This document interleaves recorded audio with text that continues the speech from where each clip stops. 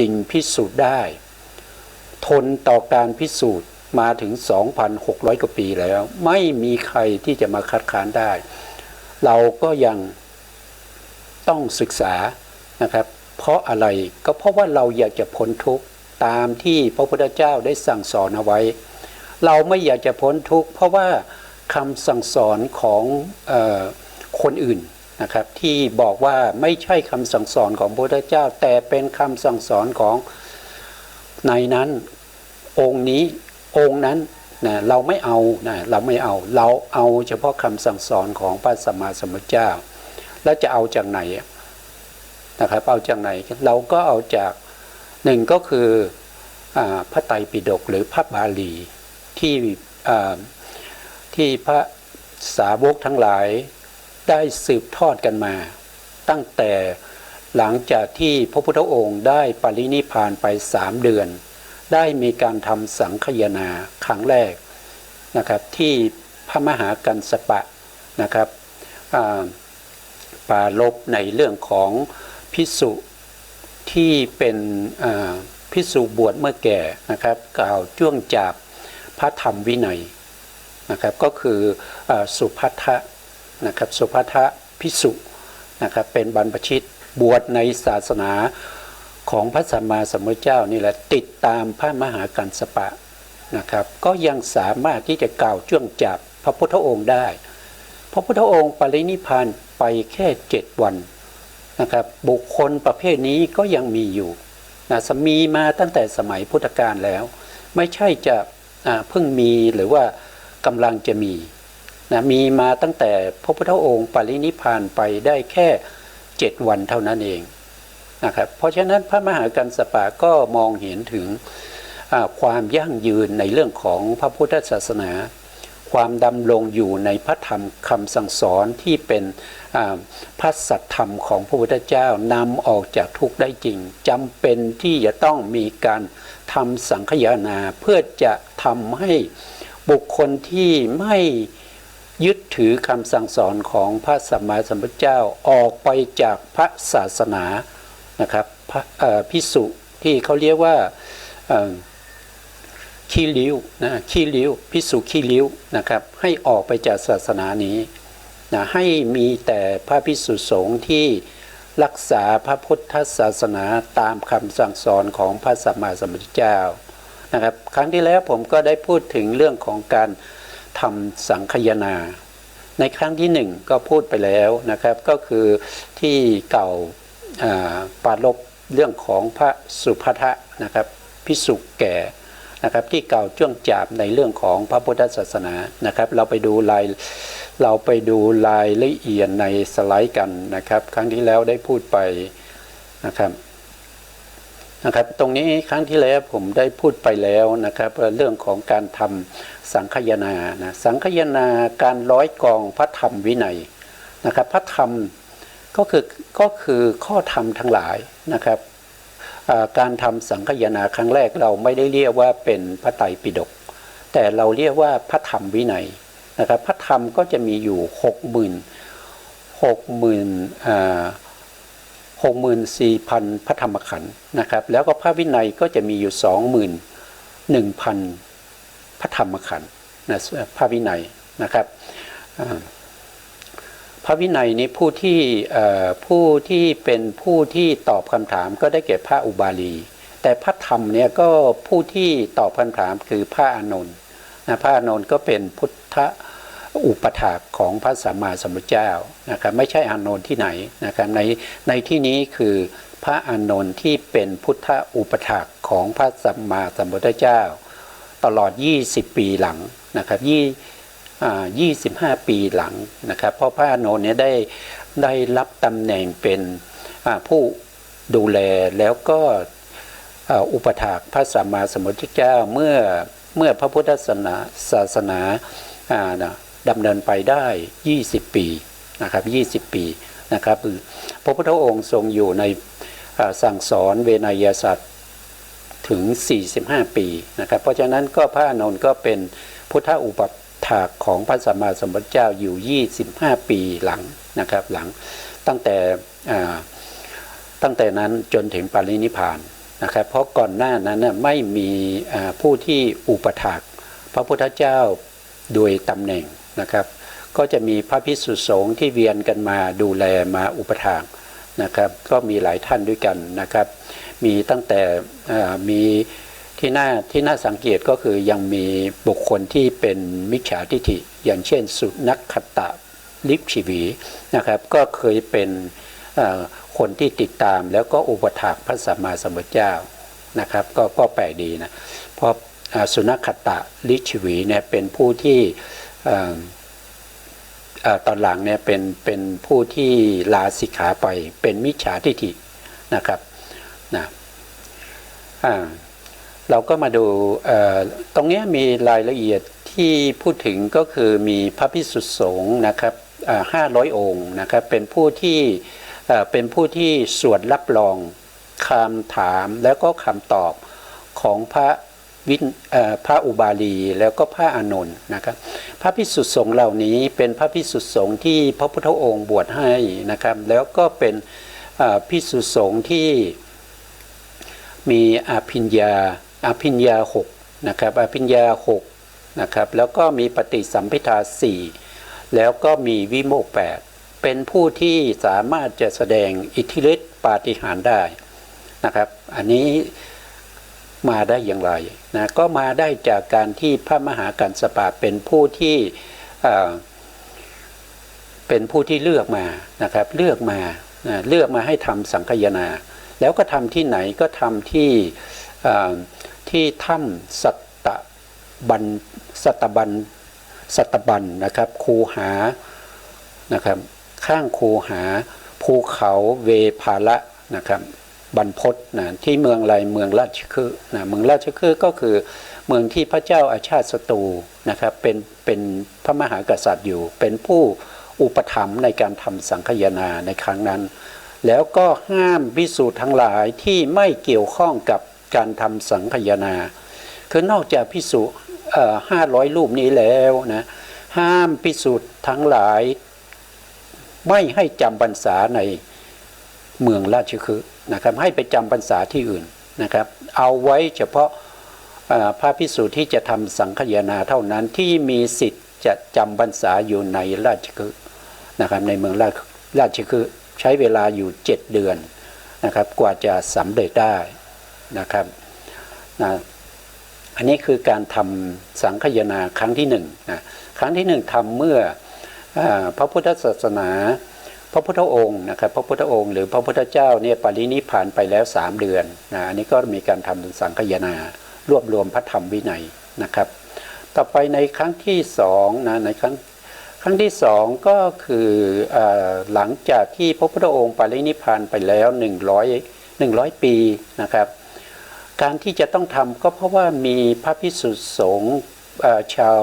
วัชีบุตรนะแสดงวัตถุนะครับ10 ประการที่นอกเหนือจากพระธรรมวินัยนะครับ10 ประการนี้ถ้าเราไปดูในพระไตรปิฎกเรื่องของวัตถุนี่ก็มีเยอะเหมือนกันนะครับมีเยอะเหมือนกันแต่10 ประการที่เขาแสดงนั้นนะเป็นไปในเรื่องขอ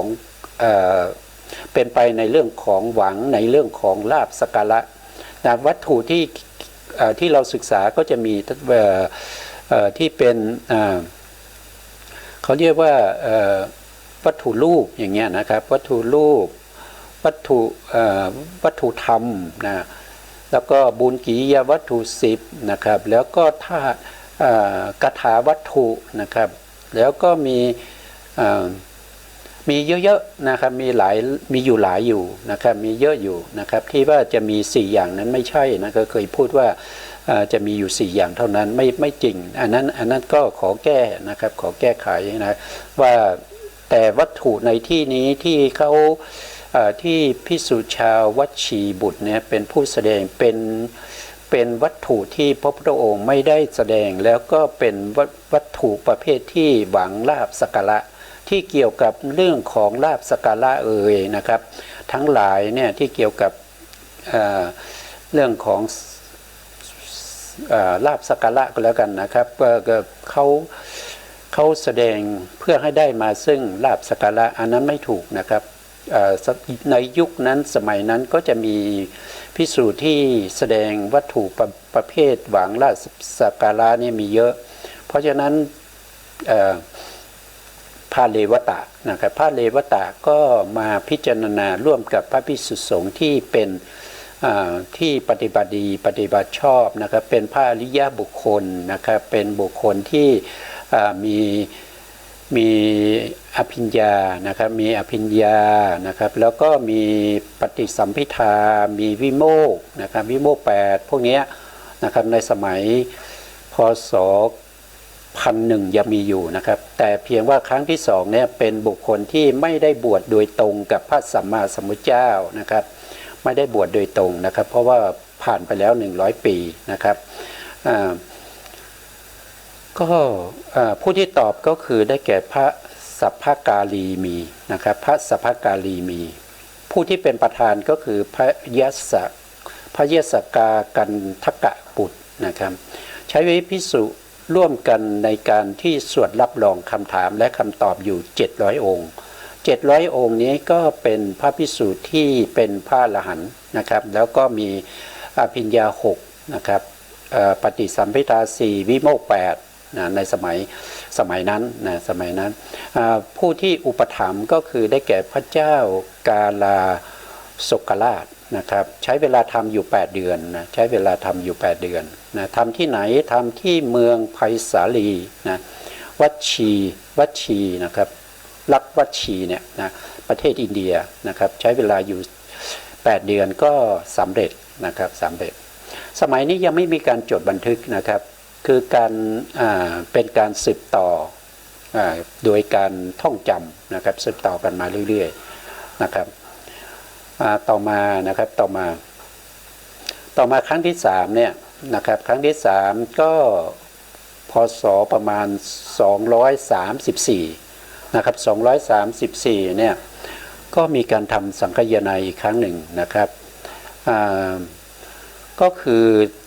ที่ต้องทำก็เพราะว่ามีพวกเดรัจฉีหรือว่าพวกที่ในลัทธิอื่นนะครับพวกที่ปลอมบวชมานะครับปลอมบวชเข้ามาในพระพุทธศาสนานะครับมีมากมายหวังลาภสักการะนะครับจำเป็นที่จะต้องทำสังฆยนานะครับเพื่อจะจับพวกที่เป็นเดรัจฉีที่ปลอมบวชนะครับให้ลาสิกขาไปนะครับถ้าใครไม่รู้ในพระธรรมเนี่ยเขาก็จะให้ลาสิกขาไปนะครับ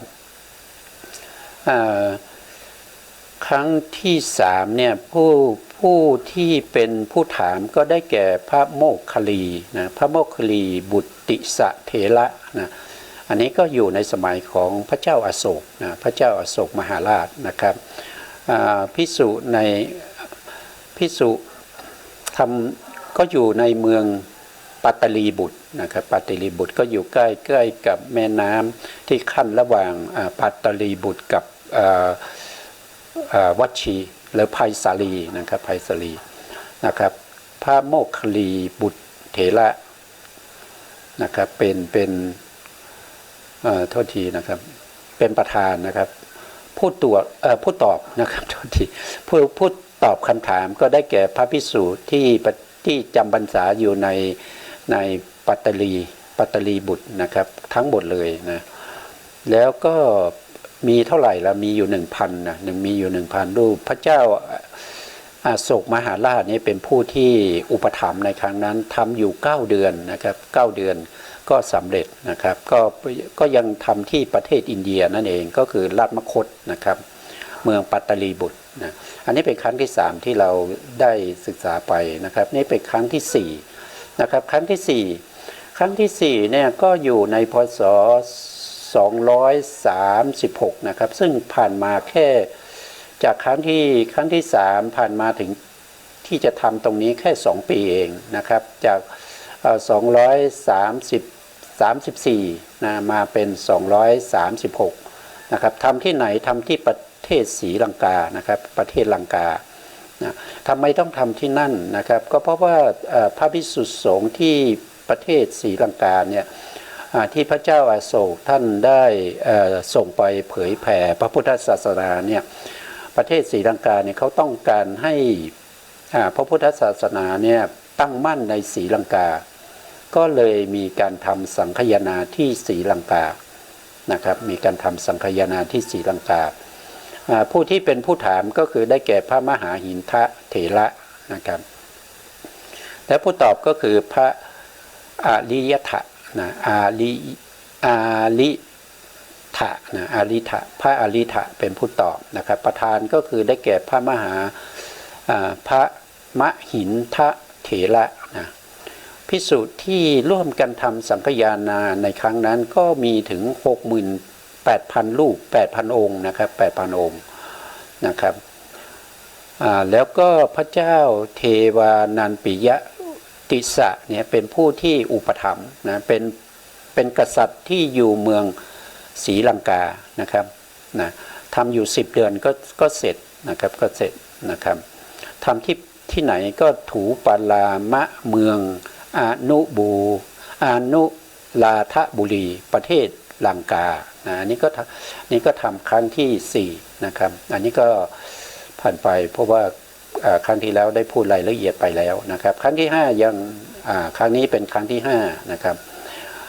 การทำสังฆยานาครั้งที่5นะครับ100 กองพระธรรมวินัยจริงๆตรงนี้ครั้งที่5เนี่ยเขาได้เป็นพระไตรปิฎกแล้วนะครับตรงนี้นะครับก็จะมีพระไตรปิฎกเนี่ยเราก็ทราบกันดีนะครับก็จะมีอยู่3 ปิฎกด้วยกันชื่อว่าไตรก็คือ3 ปิฎกก็คือตะกร้าอะไรตะกร้าที่ใส่ไว้ซึ่งพระธรรมบรรจุไว้ซึ่งพระธรรมคำสั่งสอนของพระสัมมาสัมพุทธเจ้านะครับมีหนึ่งก็คือพระวินัยปิฎกพระวินัยปิฎกก็คือพูดในเรื่องของศีลนะเรื่องของข้อประพฤติปฏิบัติทั้งฆราวาสแล้วก็ของพระภิกษุสงฆ์ด้วยนะครับโดยส่วนมากก็ของพระภิกษุนะครับของพระภิกษุของฆราวาสก็มีนะความประพฤติในเรื่องของบุตรที่จะมีต่อบิดามารดานะครับแล้วก็บิดามารดามีหน้าที่อะไรต่อบุตรอย่างเงี้ยก็จะมีในพระวินัยก็จะมีอยู่นะครับแล้ววันที่2ก็คือพูดถึงเรื่องของพระสูตรก็คือเป็นข้อธรรมที่พระพุทธองค์ทรงแสดงโดยมีบุคลาธิฐานนะครับก็คือหมายถึงว่ามีบุคคลใครทำอะไรที่ไหนเมื่อไหร่อย่างไรนะครับปราลบอะไรปราลบจากพระภิกษุสงฆ์ทั้งหลายที่นำมาสนทนากันนะครับหรือว่าปราลบด้วยพระองค์เองที่พระองค์ดูถึงระยะถึงช่วงเวลาที่พระพุทธองค์จำเป็นที่จะต้องแสดงพระสูตรนี้นะครับให้แก่พระภิกษุสงฆ์นะครับก็ถึงเวลาพระพุทธองค์ก็แสดงหรือว่ามาจากความปิติสมนัสนะครับของพระสัมมาสัมพุทธเจ้าทรงเปล่งพระอุทานออกมานะครับหรือว่าเป็นของพระอัครสาวกของบุคคลที่ได้ดวงตาเห็นธรรมได้เป็นพระอรหันต์นะครับตรัสรู้ตามพระพุทธองค์แล้วก็เปล่งวาจาออกมานะครับก็จะมีการเล่าถึงอดีตชาติของพระเหล่านั้นนะอันนี้ก็เป็นเรื่องของพระสูตรนะครับส่วนปิฎกที่3เนี่ยเราเรียกว่าอภิธรรมปิฎกนะอภิธรรมปิฎกก็เราก็กำลังศึกษาอยู่นะครับในรายการของในรายการที่พระครูปริยัติญาณนุศาสตร์นะครับพระครูปริยัติญาณนุศาสตร์ในท่านได้ดำเนินการมาตั้งแต่ท่านบอกว่าท่านดำเนินการในเรื่องของพระสูตรกับพระวินัยมาเป็นเวลาถึง10 กว่าปีแล้วนะครับแล้วก็ส่วนที่เหลือก็คือพระอภิธรรมนะพระอภิธรรมเนี่ยก็ให้ผมเนี่ยเป็นผู้ที่รับช่วงต่อไปนะครับในรายการของพระไตรปิฎกลอยฟ้านะครับพระไตรปิฎกลอยฟ้านะครับก็รับฟังได้นะครับเวลาประมาณ18 นาฬิกาถึง 19 นาฬิกานะครับตั้งแต่วันจันทร์ถึงวันศุกร์นะครับนอกจากจะมีรายการที่เขามีการถ่ายทอดในเรื่องของความสำคัญต่างๆที่ต้องถ่ายทอดจากส่วนกลางนะครับอย่างนั้นเราก็จะหยุดนะก็ให้ทางสถานีถ่ายทอดรายการพิเศษนะครับ ซึ่งพระไตรปิฎกเนี่ยก็มีด้วยกันหลายอย่างนะครับก็บางท่านก็อาจจะเรียกว่าเป็นนิกายนะครับอาจจะเรียกว่าเป็นนิกายเนี่ยก็จะมีอยู่5อย่าง5อย่างเราก็เรียนมาแล้วนิกาย5อย่างนั้นก็คือได้แก่อะไรก็คือได้แก่ทีฆนิกายซึ่งทีฆนิกายนะครับก็มีพระสูตรยาวๆนะครับมีพระสูตรยาวๆนะครับอยู่ในทีฆนิกายนะครับแล้วก็มีมัชฌิมนิกายก็คือพระสูตรที่ไม่ยาวมากแล้วก็ไม่สั้นมากนะครับจะอยู่ในแล้วก็จะมีมัชฌิมนิกายแล้วก็มีสังยุตตรนิกายอันนี้ก็จะเป็นสังยุตเนี่ยก็จะมีข้อธรรมต่างๆนะครับสังยุตตรนิกายนะแล้วก็อังคุตรนิกายอังคุตรนิกายแล้วก็5ก็คือคูตกานิกายคูตกานิกายนี้ก็มีมากเหมือนกันนะครับเราก็จะค่อยๆศึกษาไปเท่าที่เรามีเวลาแล้วก็มีโอกาสนะครับบางท่านจะถามว่าผมเรียนมาก่อนใช่ไหมก็บอกว่าไม่ได้เรียนนะครับก็เปิดพระไตรปิฎกนี่แหละนะครับก็ศึกษาไปพร้อมกับพวกเราศึกษาด้วยกันนะครับผมก็ไม่ได้ถือว่าเป็นผู้รู้หรือเป็นผู้ที่เป็นอาจารย์ในเรื่องของพระสูตรนะครับไม่ถึงขนาดนั้นนะครับก็อ่านจากพระไตรปิฎกนะครับแล้วก็มาร่วมกันดูนะครับว่าข้อธรรมที่พระพุทธองค์แสดงไว้เนี่ยท่านมีเจตนาอย่างไรนะครับแต่ละข้อแต่ละสูตรเนี่ยนะครับเพราะว่าเราศึกษาเราอ่านดูแล้วทุกสูตรเนี่ยก็จะเป็นพระสูตรที่สามารถจะช่วยให้ผู้ที่มีอัธยาศัยนะครับผู้ที่มีบุญบารมีเนี่ยสามารถที่จะตรัสรู้ธรรมได้นะครับเพราะฉะนั้นพระสูตรก็มีความสำคัญนะครับก็จะมีก็ว่าไปก็มี5นิกายอย่างที่ผมว่าไปนะครับแล้วก็บางท่านอาจจะเคยเห็นในเรื่องของบัญชีในพระไตรปิฎกเนี่ยท่านก็จะเรียกว่าเป็นองค์9นะองค์9คืออะไรนะครับองค์9ก็คือการแยกแยะพระธรรมคำสั่งสอนของพระสัมมาสัมพุทธเจ้าออกเป็น9ส่วนด้วยกันนะ9ส่วนด้วยกันก็เรียกว่าเป็นคำสั่งสอนของพระสัมมาสัมพุทธเจ้านะครับเป็นก็มีอยู่9องค์นะครับ9องค์ก็คือได้แก่สุตตะนะสุตตะก็คือได้แก่อุปโตวิพังนะครับนิเทศนะขันธะนะครับขันธกะปริวานอะไรพวกนี้นะครับเคยยะก็คือได้แก่พวกที่พระสูตรที่มีคาถาประกอบด้วยคาถาทั้งหมดนะคาถาก็จะมีก็เป็นบทกลนะที่เราแต่บทกลภาษาบาลีนะครับแล้วก็มีอันที่3ก็คือเวยากรณะนี่ก็คือได้แก่พวกที่เป็นอภิธรรมทั้งหลายนะครับพระสูตรที่มีคาถามีพุทธพจน์นะครับอันนี้คือองค์ที่3นะครับองค์ที่4ก็ได้แก่คาถานะครับคาถาก็จะมีเถรคาถาเถรีคาถานะครับแล้วก็คาถาล้วนๆนะครับแล้วก็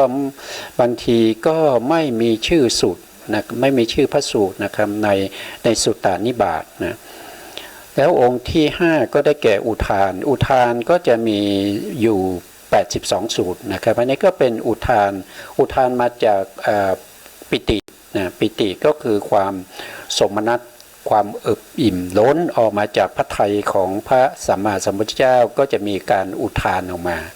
นะครับอันนี้ก็รวบรวมมาไว้ในเรื่องของอุทานนะครับอิติวุฒกะนะอิติวุฒกะก็คือมีพระสูตรอยู่110สูตรนะครับที่ขึ้นต้นด้วยคำว่าข้อนี้สมจริงดังที่พระผู้มีพระภาคเจ้าได้ตรัสไว้นะครับก็คืออันนี้ก็จะมีนะครับเราก็จะไปศึกษาคงจะศึกษาถึงหรือเปล่าไม่รู้นะครับเพราะว่าเวลาเราก็มีไม่มากนะครับแล้วก็มีไม่มากแล้วก็เรื่องแต่ละเรื่องก็เป็นเรื่องที่ยาวนะครับแล้วก็ต่อไปก็เป็นเรื่องของชาดกก็คือเป็นอดีตชาติ นะครับของพระพุทธเจ้าของพระสาวกทั้งหลายนะครับก็มีอยู่ประมาณ50สูตรนะแล้วก็อัปภูตธรรมอัปภูตธรรมก็เป็น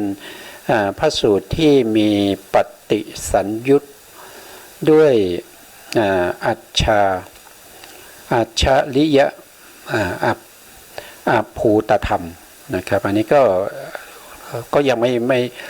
ไม่รู้รายละเอียดนะครับเพราะว่าเรายังศึกษาไปเรื่อยๆก่อนนะครับเพราะว่าไม่ได้ศึกษามาเหมือนกันนะครับไม่ได้เป็นอาจารย์เราศึกษาด้วยกันนะครับเราศึกษาด้วยกันเราไปด้วยกันนะครับเราฟังไปเรื่อยๆแล้วก็ใครมีปัญหาอะไรหรือว่าพูดผิดพูดถูกยังไงก็ทักท้วงมาได้นะครับทักท้วงมาในคอมเมนต์ใน Facebook ได้นะครับว่าตรงนั้นน่าจะเป็นอย่างนี้นะ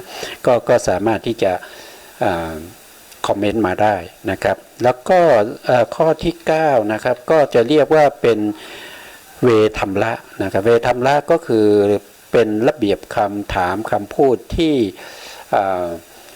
พูดไปคือหมายถึงว่าเวลาเราตอบคำถามนี้แล้วก็เอาคำตอบนั้นไปเป็นคำถามต่อไปอย่างนี้นะครับก็จะทำใ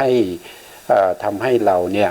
ได้เข้าใจสิ่งต่างๆได้มากขึ้นนะครับได้เข้าใจสิ่งต่างๆที่พระพุทธองค์ทรงมีเจตนาในเรื่องของการแสดงพระสูตรนี้พระพุทธองค์มีเจตนาอย่างไรเราก็จะได้รู้ต่อไปนะอันนี้ก็พูดถึงในเรื่องของ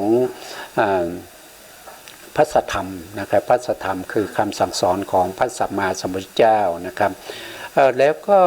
ในการทำสังคายนานะครับในครั้งที่พระเจ้าอโศกนี้ก็เริ่มมีการที่บัญญัติขึ้นมานะครับก็คือมีการบันทึกข้อความนะครับบันทึกข้อความนะถ้าจำไม่ผิดเนี่ยมีการบันทึกข้อความลงในแผ่นทองนะครับในสมัยของพระเจ้าอโศกนะครับก็คือการทำสังคายนาครั้งที่3นะครั้งที่3นะครับที่ทำแล้วก็ส่งพระภิกษุสงฆ์ทั้งหลายออกไปเผยแผ่พระพุทธศาสนาทั่วโลกนะครับนะตอนนี้เรามาดูในการทำสังคายนาครั้งที่5นะครับครั้งที่5เนี่ยทำเมื่อพศประมาณ450นะ450ทำไมนะครับก็คือปราลบเหตุนะครับพิสูจน์แตกแยกกันนะครับแล้วก็อันนี้ก็มีการจารึกไว้ในใบลานด้วยในครั้งที่5นะครับพิสูจน์มีการแตกแยกกันนะครับไม่ก็บันทึกไว้ในใบลานเพื่อจะให้พระภิกษุทั้งหลายเนี่ยได้ถือปฏิบัตินะครับเพราะว่าผู้ที่จะจำพระธรรมคำสั่งสอนของพระสัมมาสัมพุทธเจ้าเนี่ยมันก็จะมีน้อยลงนะครับน้อยลง450ปีนี้ก็จะเริ่มน้อยลงแล้วนะบางท่านอาจจะสงสัยว่าที่ว่าสมัยพุทธกาลเนี่ยเขาจะจำได้ทั้ง 84,000 พระธรรมขันธ์เลยหรือ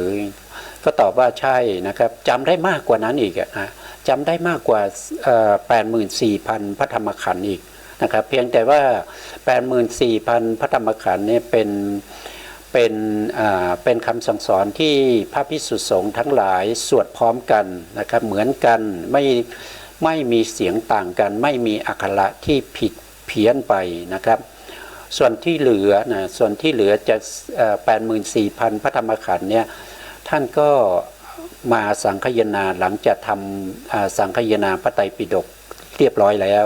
ก็มาบรรจุไว้ในอรรถกถาที่เรียกว่าเป็นปกิณณกเทศนาของพระสัมมาสัมพุทธเจ้านะครับอันนี้ก็ย้อนไปนิดหนึ่งนะครับการทำสังคายนาครั้งที่5เนี่ยก็คือผู้ที่ตอบผู้ที่ถามนะผู้ที่ถามก็คือได้แก่พุทธัตตะนะครับพุทธัตตะนะครับแล้วก็ผู้ตอบก็คือได้แก่พระมหาติสะพระมหาติสะผู้ที่เป็นประธานก็คือได้แก่พระพุทธัตตะนะครับก็เป็นทั้งผู้ถามแล้วก็เป็นทั้งประธานทางฝ่ายสงฆ์นะครับมีพระภิกษุสงฆ์ร่วมทำเท่าไหร่ก็จะมีอยู่ประมาณ 1,000 องค์นะครับที่ร่วมกันทำสังคายนานะครับ 1,000 องค์นี้ก็เป็นพระอรหันต์นะครับพระอรหันต์ถ้าเราพูดถึงพระอรหันต์ทำไมผมมั่นใจว่าเป็นพระอรหันต์ทั้งหมด ก็เพราะว่าการทำสังคายนาเนี่ยนะครับจะต้องมีการคัดสรรนะครับจะต้องมีการคัดสรรแล้วก็ในอรรถกถาท่านก็ได้กล่าวไว้ในเรื่องของการที่เป็นพระอรหันต์นะครับท่านพูดถึงระยะเวลานะครับระยะเวลาใน1,000 ปีแรก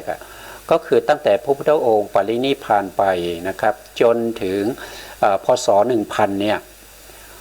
จะมีพระอรหันต์ประเภทที่เราเรียกว่าเป็นผู้ที่มีอภิญญานะครับเป็นผู้ที่มีอภิญญา6มี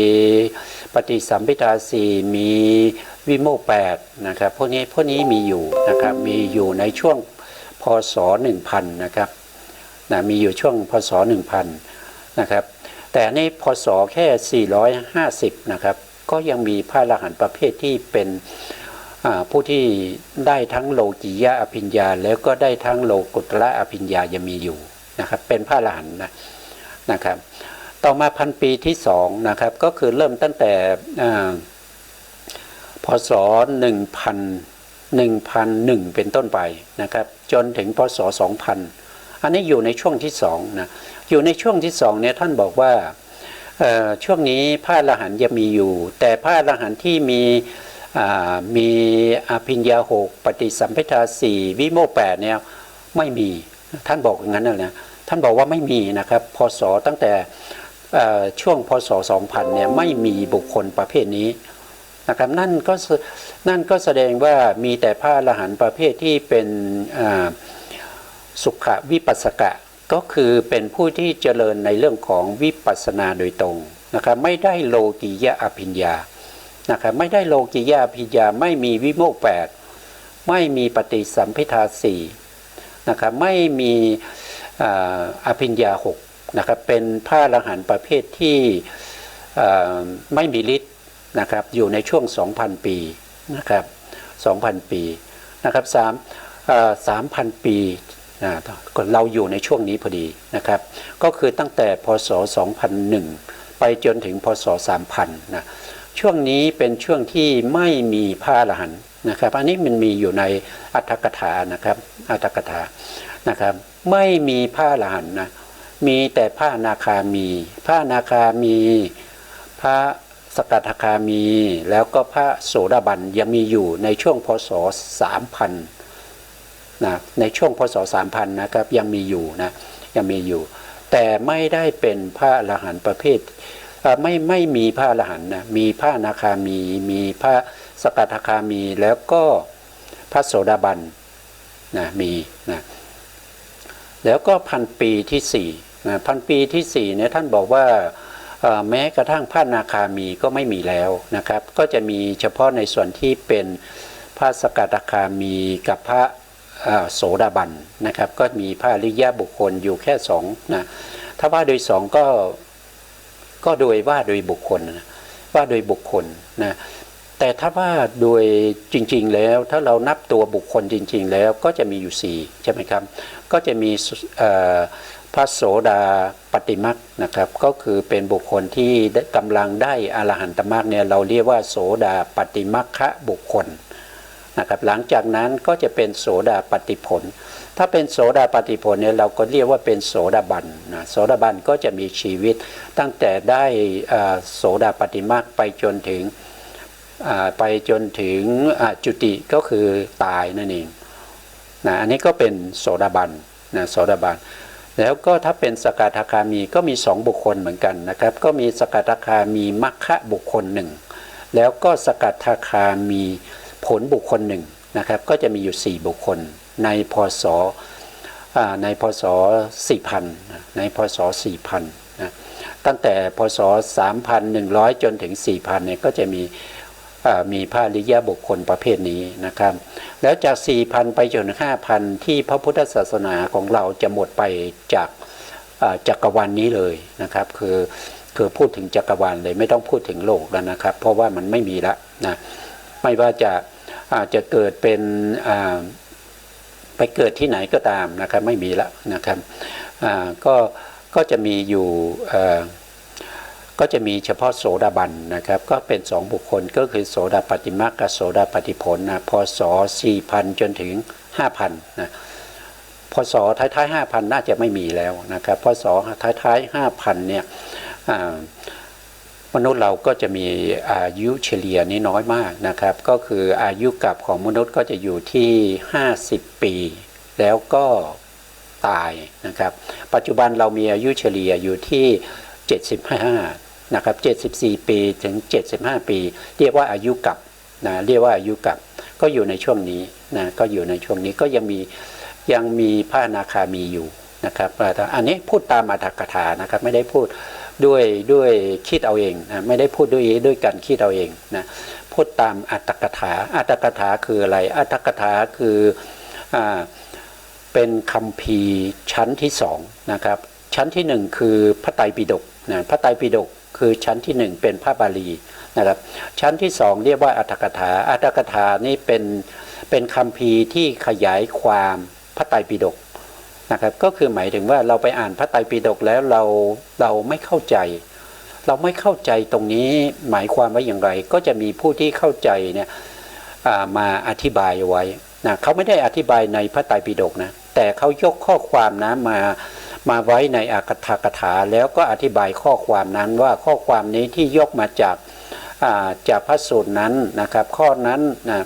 ข้อนั้นหน้านั้นนะครับถ้าพระพุทธองค์ทรงแสดงธรรมเอาไว้อย่างนี้นะจริงๆแล้วก็ขอขยายความนะตามนี้เพื่อจะอธิบายให้แก่บุคคลที่ไม่เข้าใจให้ได้เข้าใจอันนี้เรียกว่าเป็นอรรถกถานะครับหรือว่าจะเป็นประเภทที่ตกจากการทำสังคายนาที่เรียกว่าปกิณณกะเทศนาของพระสัมมาสัมพุทธเจ้าก็ได้นะครับทำไมต้องตกก็เพราะว่าพระภิกษุสงฆ์ที่500รูปที่ท่านต้องสวดรับรองคำถามและคำตอบนะครับของพระอุบาลีแล้วก็ของพระอานนท์เนี่ยมีการสวดที่มีเสียงที่มันไม่พ้องกันนะแล้วก็มีอักขระที่มันแตกต่างกันไปบ้างนะครับไม่สามารถจะยกขึ้นสู่พระไตรปิฎกได้นะครับก็ปัดมาไว้นะครับเอามาออกจากการที่จะยกขึ้นสู่พระไตรปิฎกนะแล้วก็มาทำสังคายนาหลังจากที่ทำสังคายนาพระไตรปิฎกเสร็จแล้วนะก็จะเป็นอรรถกถาของพระไตรปิฎกนะก็จะเป็นลักษณะอย่างนี้นะครับเราก็พูดถึงพระอริยบุคคลนะครับที่ผมพูดถึงก็คือพระภิกษุ1,000 องค์นี้นะครับ 1,000 องค์นี้ไม่ได้บวชกับพระพุทธองค์แน่นอนนะครับเพราะว่าระยะเวลาผ่านมาถึง450 ปีนะครับแต่เป็นพระอรหันต์นะพระอรหันต์ที่ยังพอที่จะมีปฏิสัมภิทา4อภิญญา6แล้วก็วิโมกข์8นะครับทำไมรู้ก็เพราะว่ามีผู้ที่จะทำสังคายนาท่านต้องเป็นผู้ที่คัดรับรองนะครับอย่างเช่นถ้าผู้ที่เป็นประธานในการทำสังคายนานะครับในยุคนี้ก็คือได้แก่พระพุทธตะพระพุทธทันตะนะครับพระรูปนี้นะครับท่านเป็นพระอรหันต์ที่ท่านมีอภิญญานะครับมีปฏิสัมภิทาแล้วก็มีวิโมกข์นะครับท่านก็สามารถที่จะคัดเอาพระภิกษุสงฆ์ที่มีคุณสมบัติตามที่ต้องการได้นะครับมาทำสังคายนานะในสมัยนั้นก็ผู้ที่เป็นผู้อุปถัมภ์ที่เป็นฆราวาสนะครับก็คือพระเจ้าวัตตคามิคานีนะครับพระเจ้าวัตตคานีอภัยนะครับอยู่ที่ไหนนะทำที่ไหนนะก็ทำที่โลกะเลนะสถานนะครับสถานมาลัยนะครับชนบทนะประเทศอะไรประเทศศรีลังกานะครับประเทศลังกานะครับอันนี้ก็คือการทำสังคายนาพระไตรปิฎกในครั้งที่5นะครับในปัจจุบันนี้ก็มีการทำสังคายนากันหลายที่นะครับอย่างเช่นพม่าก็มีนะครับประเทศไทยแล้วก็มีนะถ้าพูดไปก็น่าจะมีถึงเป็น10 ครั้งละมันนะครับเหล่านั้นเนี่ยแต่ละประเทศเขาไม่เห็นพ้องไม่รับรองนะครับก็ไม่ได้นำเสนอในที่นี้นะในที่นี้จะนำเสนอแค่5 ครั้งเท่านั้นเองนะครับ อยู่ในช่วงตั้งแต่3 เดือนแรกจนถึง450 ปีนะครับ450 ปีเท่านั้นนะครับอันนี้ก็เป็นเรื่องของการรวบรวมพระสัทธรรมพระสัทธรรมที่เรากำลังศึกษาอยู่นะครับพระสัทธรรมของพระสัมมาสัมพุทธเจ้านะครับต่อไปนะครับเราก็จะเข้ารายละเอียดนิดหนึ่งนะต่อมานะครับเราก็จะเข้าในรายละเอียดของพระสุตตันตปิฎกนะพระสุตตันตปิฎกตรงนี้ก็ได้พูดถึงพระสุตตันตปิฎกท่านก็บอกว่ามีอยู่5 นิกายด้วยกันนะ5 นิกายด้วยกันนะครับนิกายที่1ก็คือได้แก่ทีฆนิกายนะทีฆะนี่แปลว่ายาวนะครับก็คือพระสูตรที่ยาวๆนะครับที่จำยากเพราะมันยาวนะครับจำยากนะครับรายละเอียดมันเยอะนะครับก็มาจัดอยู่ในทีฆนิกายนะครับแล้วก็นิกายที่2เนี่ยก็จะเรียกว่ามัชฌิมนิกายมัชฌิมนิกายก็คือพระสูตรที่มีไม่ยาวมากนะครับแล้วก็ไม่สั้นมากนะครับปานกลางนะครับก็จัดมาไว้ในมัชฌิมนิกายนะต่อไปในสังยุตตรนิกายสังยุตตรนิกายก็คือเป็นพระสูตรที่ท่านจัดในเรื่องของสังยุตต่างๆนะครับเอามาไว้ในสังยุตนะครับอย่างเช่นโพชฌงค์สังยุตเทวตาสังยุตอะไรพวกนี้นะครับก็เราจะได้ถ้ามีเวลานะครับมีเวลาเราก็จะได้ศึกษาร่วมกันไปนะครับร่วมกันไปเรื่อยๆนะครับจนจบถ้าเรามีเวลานะครับถ้าไม่มีเวลาก็ตัวใครตัวมันนะครับเพราะว่าการศึกษาพระสัทธรรมเนี่ยเป็นการศึกษาไม่ใช่ศึกษาเพื่อที่เราจะเวียนว่ายตายเกิดนะครับแต่ศึกษาเพราะว่าเราต้องการที่จะพ้นทุกข์นะครับพ้นทุกข์นะถึงแม้ว่าชาตินี้เราจะไม่พ้นทุกข์เราไม่ได้เป็นพระอรหันต์มันก็เป็นบารมีนะเป็นบารมีให้เราได้ศึกษาในภพต่อไปนะครับแล้วก็จะได้เป็นพระอรหันต์ในภพต่อไปถ้าเราไม่มีการศึกษาเราก็ไม่มีบารมีนะครับเราก็ไม่มีบุญเก่าเราไม่มีอัตตะสัมมาปณิธินะครับเพื่อที่จะไปสืบต่อในภพใหม่นะครับหรือว่าในสมัยพระพุทธเจ้าของเราเนี่ย 5,000 ปีไปแล้วเราก็ยังไม่ได้อะไรเลยแต่เราได้บารมีที่เราศึกษาใช่ไหมครับเราศึกษาพระสูตรเราศึกษาพระพิธรรมแล้วก็ศึกษาในพระวินัยถึงแม้ว่าจะไม่หมดทุกเล่มถึงว่าแต่ละยุคแต่ละเล่มแต่ละสูตรเนี่ยบางทีเราก็ศึกษาได้ไม่จบนะครับมันก็เป็นบารมีของเรามันเป็นบารมีของเราแล้วเราก็เวียนว่ายตายเกิดไปพบกับพระศรีอานสมมตินะครับจะพบหรือไม่ก็ขึ้นอยู่กับแต่ละท่านนะครับแต่ละบุคคลนะถ้าเราไปพบกับพระศรีอานเนี่ยพระศรีอานท่านก็จะมีข่ายพยานนะครับท่านก็จะเห็นพวกเรานะครับเห็นพวกเราว่าคนนี้ได้สร้างบุญบารมีมาตั้งแต่สมัยพระพุทธเจ้าสมณโคดมแล้วนะครับแล้วก็มีบารมีที่จะเต็มแล้วนะครับสมควรที่เราจะต้องไปโปรดนะเพื่อให้บารมีเขาเต็มแล้วก็ให้เขาได้ตรัสรู้ธรรมนะครับพระศรีอานท่านก็จะมีเมตตานะครับมาช่วยเหลือในการที่จะเติมเต็มในเรื่องของบารมีที่เรายังขาดอยู่นะครับได้นะแต่ถ้าเราไม่มีบารมีเลยเนี่ยถึงแม้เราไปพบพระศรีอานนะครับหรือว่าพระศรีอริยเมตไตรนะครับก็กำลังแสดงธรรมอยู่นะครับเราก็อยู่ในบริเวณนั้นแหละแต่เราไม่มีกระจิตกระใจในการที่จะฟังธรรมนะครับมีนั่งสับประงกนะครับง่วงบ้างนะครับหรือว่าเอามือขีดเขียนแผ่นดินบ้างนะครับหรือว่าเอามือเขย่าต้นไม้นะกระดิกเท้านะครับไม่ตั้งใจฟังไม่ทรงญาณตามคำสั่งสอนของพระศรีอริยเมตไตรนะครับอย่างนี้เราจะพ้นทุกข์ได้ยังไงนะเราจะมีดวงตาเห็นธรรมได้ยังไงมันก็มีไม่ได้นะครับการที่เรามีได้เราต้องมีบุญเก่าเราต้องมีการฟังมาเป็นอย่างดีนะครับเพียงแต่ว่าเรายังไม่ได้พบบุคคลที่เราที่เรียกว่าเป็นศาสดานะครับศาสดาของเราอย่าง ภาคภูมิใจมันจึงยังไม่ตรัสรู้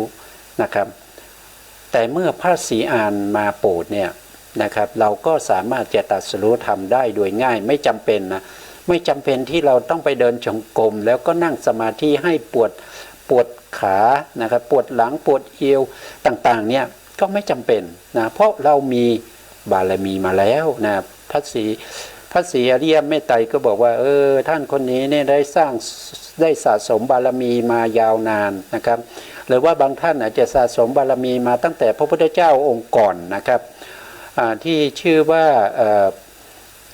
พระกัสสปะสัมมาสัมพุทธเจ้านะครับที่ล่วงลับไปแล้วก่อนพระพุทธเจ้าของเราสมณโคดมนะครับแล้วก็มาเพิ่มเติมในสมัยที่เป็นพระพุทธเจ้าโคตมะของเรานะครับแต่บารมีเรายังไม่เต็มนะถ้าไปในสมัยศาสนาของพระศรีอริยเมตไตรเราก็มีโอกาสเต็มได้นะครับก็ขึ้นอยู่กับพวกเรานะครับอย่างเช่นถ้ายกตัวอย่างเช่นพระเทวทัตเนี่ยนะพระเทวทัตเนี่ยท่านมีบารมีนะท่านมีบารมีที่สะสมมาแล้วถึง2 อสงไขยนะ2 อสงไขยเนี่ยไม่ใช่น้อยๆนะครับท่านสร้างบารมีมา2 อสงไขยขาดอยู่เพียงแค่100,000 มหากัปเท่านั้นเองนะครับท่านก็จะได้เป็นพระปัจเจกแล้วนะครับนะขาดอีก100,000 มหากัปนะครับท่านจะได้เป็นพระปัจเจกนะครับอย่างเช่นเดียวกับพระเจ้าอาชาติศัตรูนะพระเจ้าอาชาติศัตรูนี้ท่านก็ได้รับพุทธพยากรณ์แล้วนะจากพระพุทธเจ้าของเรานะครับท่านจริงๆแล้วท่านน่าจะได้เป็นพระอรหันต์ไปแล้วนะครับแต่กรรมที่ท่านทำเนี่ยเป็นตัวที่มาปิดกั้นนะครับไม่ให้ท่านได้รับไม่ได้รับเขาเรียกว่าเป็นสามัญญผลนะสามัญญผลนะครับสามัญญผล4นะครับไม่ได้เป็นพระอรหันต์เพราะท่านทำกรรมหนักในเรื่องของการปิตุฆาตนะครับก็คือฆ่าบิดาของท่านคือพระเจ้าพิมพิสารนะครับสมัยที่หลังจากที่ท่านได้ฟังธรรมจากพระพุทธเจ้าแล้วท่านก็เปลี่ยนจากมิจฉาทิฏฐิมาเป็นสัมมาทิฏฐิแล้วท่านก็ทำบุญมากมายนะครับทำบุญมากมายนะครับแล้วก็ยังเป็นผู้ที่อุปถัมภ์ในการทำสังฆยนาครั้งที่1นะครับก็ยังไม่สามารถที่จะช่วยให้ท่านเนี่ยพ้นจากการที่จะต้องไปตกนรกนะครับไม่ได้เพราะว่าอนันตริยกรรมเป็นกรรมที่หนักมากไม่มีกรรมอื่นมาห้ามได้นะครับจำเป็นที่จะต้องไปท่องเที่ยวในนรกสภูมินะครับหลังจากที่ตายไปแล้วทันทีเลยนะครับหมายความว่าไม่มีกรรมอื่นอย่างเช่นเราทำปิตุฆาตนะครับแล้วเราตายปัจจุบันเนี่ยเราไปนรกทันทีเลยนะครับแล้วก็ไปตกในขุมที่ลึกๆนะครับอย่างเช่นพระเทวทัตนะพระเทวทัตนี้ก็ทำให้พระพุทธเจ้าห่อพระโลหิตนะครับแล้วก็ทำให้สงฆ์แตกกันเรียกว่าสังฆเพศนะครับอันนี้ก็เป็นกรรมหนักเหมือนกันนะครับกรรมหนักก็จะมีอยู่5อย่างนะครับหวังว่าพวกเราคงไม่เคยทำนะเพราะว่ายุคปัจจุบันนี้นะครับก็คิดว่ามาตุฆาตเนี่ยไม่รู้ใครเคยทำนะในอดีตเราไม่พูดถึงนะปัจจุบันนี้คงไม่มีนะปัจจุบันชาตินี้คงไม่มีมาตุฆาตนะก็คือฆ่ามารดานะแล้วก็ปิตุฆาตนะปิตุฆาตก็คือฆ่าบิดานะครับแล้วก็ทำให้พระพุทธเจ้าห่อพระโลหิตนะครับห่อพระโลหิตนะแล้วก็ฆ่าพระอรหันต์ก่อนนะครับ3ก็คือฆ่าพระอรหันต์1ก็คือฆ่ามารดา2ฆ่าบิดา3ฆ่าพระอรหันต์นะ4ก็คือทำให้พระพุทธเจ้าห่อพระโลหิต5ก็คือทำให้สงฆ์แตกแยกกันนะครับนั่นเรียกว่าเป็นเขาเรียกว่าเป็นสงฆ์แตกแยกกันนะครับผมจำภาษาบาลีไม่ได้นะครับก็อภัยด้วยนะครับถ้าครั้งต่อไปจะนำมาเสนอนะครับอันนี้เรียกว่าเป็นกรรมที่หนัก5อย่างนะครับแล้วก็พระเจ้าชาติศัตรูนี้ทำไป1อย่างนะครับส่วนพระเทวทัตทำไป2อย่างพระเจ้าชาติศัตรูทำปิตุฆาตนะครับแล้วก็ทำหลังจากนั้นมาทำบุญมากมายนะครับก็ไม่สามารถที่จะช่วยท่านให้ไม่ต้องไปตกนรกนะครับ ไม่ต้องไปตกนรกแต่ช่วยไม่ได้ท่านต้องไปตกนรกนะครับ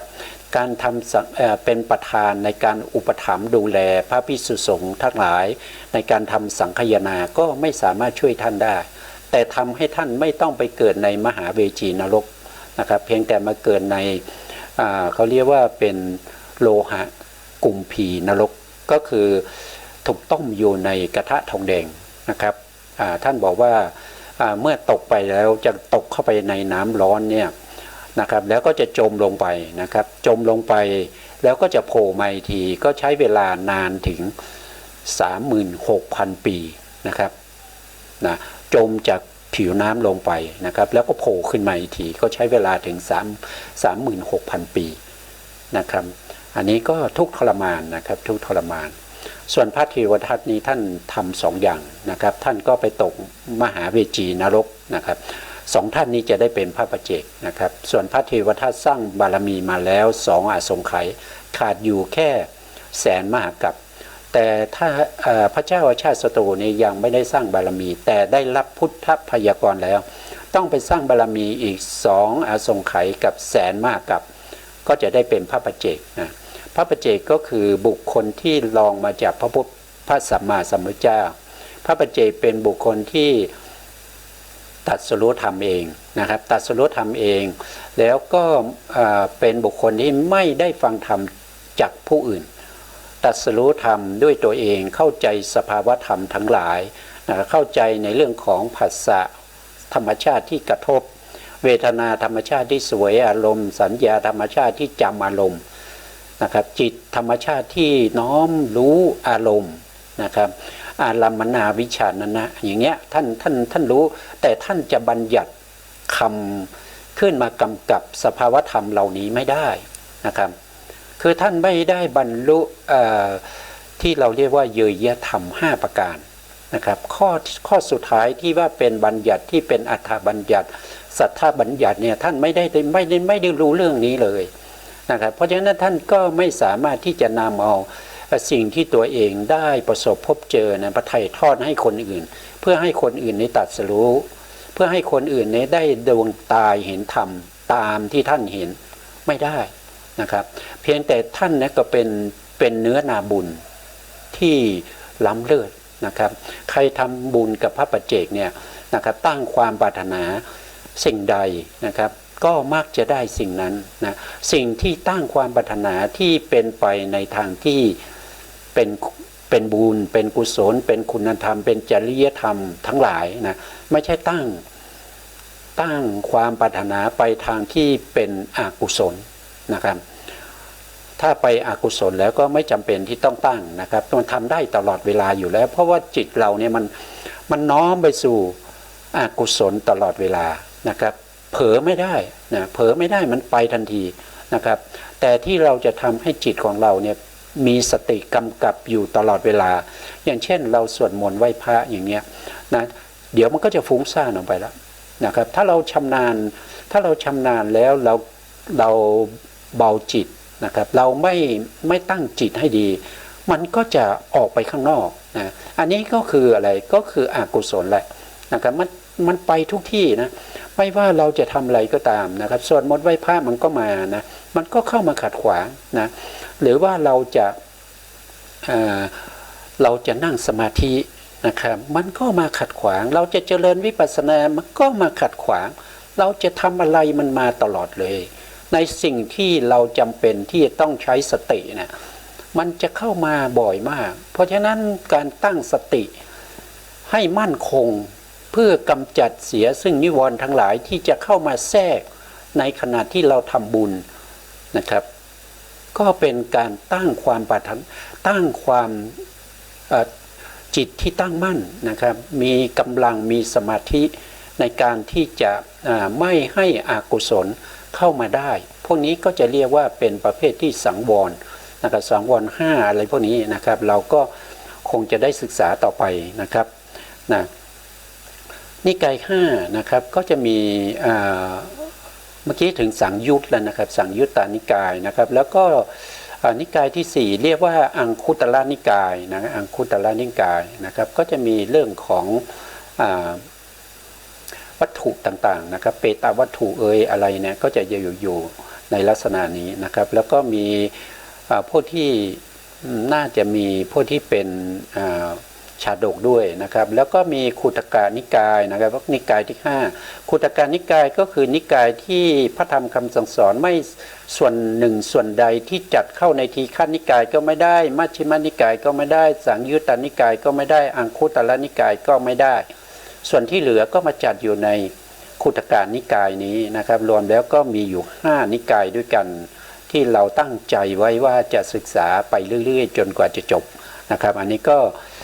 เป็นรายละเอียดที่เราจะศึกษานะครับในขั้นต่อไปเราก็มาพูดถึงส่วนที่เหลือนะครับเพราะว่าวันนี้เวลาเราหมดแล้วนะครับเวลาเราหมดนะครับก็การศึกษาพระสัทธรรมนี้ก็มุ่งหมายนะครับมุ่งหมายเพื่อให้เราใช้ไปดำเนินในเอาไปปฏิบัติในชีวิตประจำวันของเรานะครับเอาไปเจริญใช้ในการเจริญเรื่องของสมาธินะครับในการเจริญเรื่องของวิปัสสนาได้ทำให้เกิดเป็นปัญญาเกิดความรู้ความเข้าใจนะครับสามารถที่จะระลึกถึงพระพุทธองค์ได้ระลึกถึงพระธรรมได้ระลึกถึงพระสงฆ์ได้นะครับตอนนี้เวลาหมดแล้วครับสุดท้ายนี้ขอกราบขอบพระคุณพระครูสมุทรวิศวัตรวรกิจโจผู้อำนวยการสถานีวิทยุเพื่อการศึกษาพระพุทธศาสนาและวัฒนธรรม FM 104.5 เมกะเฮิรตซ์วัดฝายหินจังหวัดเชียงใหม่แล้วขอบพระคุณนะครับผู้ที่ติดตามในรายการศึกษาพระสัทธรรมเพื่อการพ้นทุกข์ทุกท่านนะครับขอให้ทุกท่านจงมีแต่ความ